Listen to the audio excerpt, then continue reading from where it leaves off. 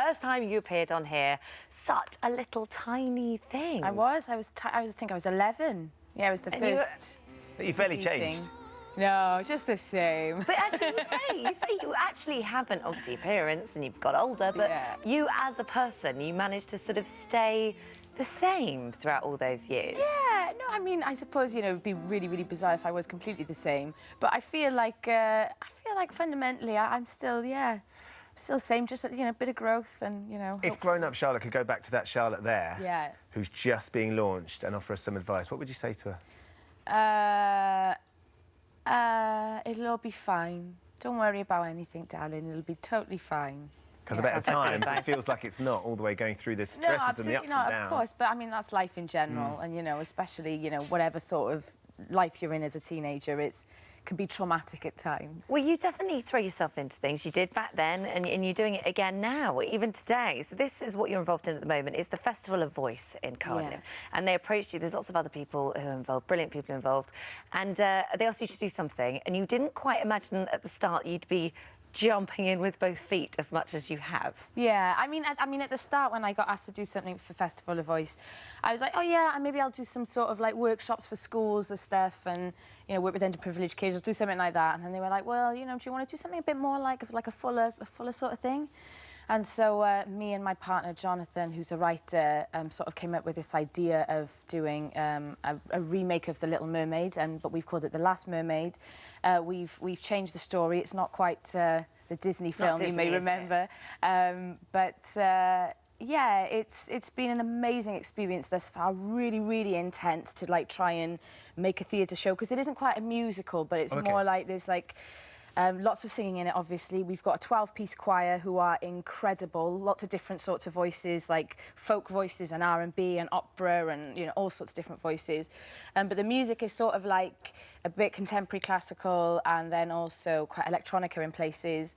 But we've got loads of, like, amazing projections and stuff. Puppetry. Yeah, some puppetry. So there's all sorts of stuff in there.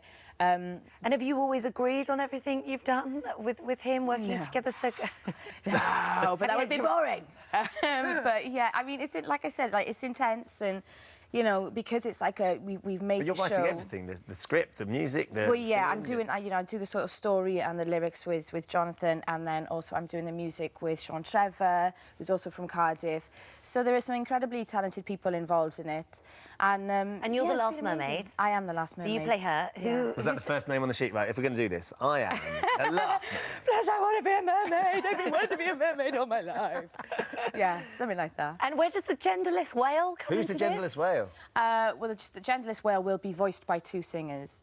And two singers because it's male and female, because it's both? Well, no, actually, but a really high male who's like a countertenor and then a baritone. Okay. The idea of the ancient benevolent genderless whale is, you know, in fairy tales, a lot of times you get like the evil stepmother or, you know, evil witches and lots of evil females all over the shop. And I thought, no, let's do away with that stereotype. This is not all right for a modern world. So we thought we'd have, you know, a beautiful cosmic whale instead who will change her into a human. Sounds good. Yeah. And as I said, you do like a challenge. Something else we've been seeing you do is getting quite heavily involved in politics. Is that something that eventually at some point you'd like to do more of? I mean, you're clearly very passionate about things. Yeah, I think it's important. I think if you're in the public eye and you at all have an interest in, you know, social cohesion and, you know, what you think you want for society, I think it's important to speak out and try and do your best to be a positive voice amongst all of the white noise. Yeah, I understand that, and I understand it's a personal choice. But it's been an amazing journey, and I just feel like it's not the easiest option. But could you see yourself though, at some point standing as an MP somewhere? Maybe when I'm older. And now I've got two young kids now, and I just think, and also like in terms of politics, I think it should be like, I think it's like a calling, you know. I think that you should dedicate your life to it rather than be, you know, the world is full of careerist politicians, and I'm not interested in any of that sort of stuff. So if I were to do it, then I want to properly dedicate myself to it. But you know, I'm going to wait till my baby's grown up.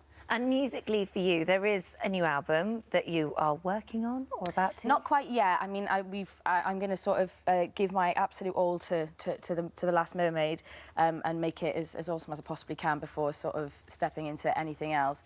But eventually, yeah, there will be another album soon. Yeah. And this is self-released, so you are your own boss. Yeah. You've got no one to shout at now, that's just yourself.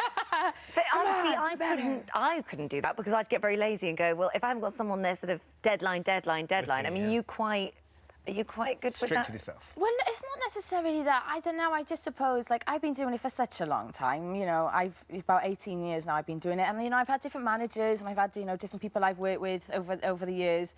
And I just, I'm pretty strong and I know what I want to do and I know my own mind. So even though it's, you know, it's quite a lot of work to, you know, in organisation and stuff like that, it's just about disciplining yourself, I suppose. Your kids are 8 and 7 now, Dexter and Ruby, of course. Yeah. So they've kind of missed Mummy being in top of the charts and all that sort of stuff and being a pop star and the singer.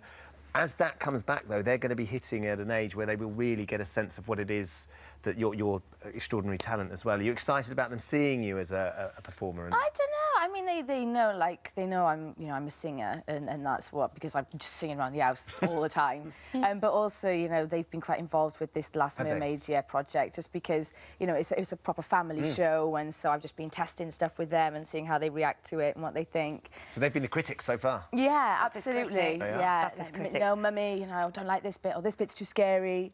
So, yeah. All right, well, we're talking about the Festival of Voice. It's in Cardiff from the 3rd till the 12th of June, and we'll put details of the website. Yeah, and also, like, the whole festival is going to be incredible. You've got people like Rufus Wainwright and Bryn Terfel doing a thing with Van Morrison and all sorts of cool stuff going on in Cardiff, so pop down. Lovely to see you. And as always, thank you very much. Thanks for having me. Break a leg. Thank you. As they say. Hello, YouTube. For more of the same, just click here. And don't forget, you can subscribe for even more of these amazing videos exclusive to our channel. OK, also a lot of emotion on the diamonds. So a lot of diamonds, no spades. So higher emotion for diamonds. There's going to be then the low card is the 2 of clubs, 3 of hearts, 5 of diamonds, 8 of diamonds, king of diamonds. Yeah. Yes. So as far as our game goes, that's 5 items of clothing that you technically owe me.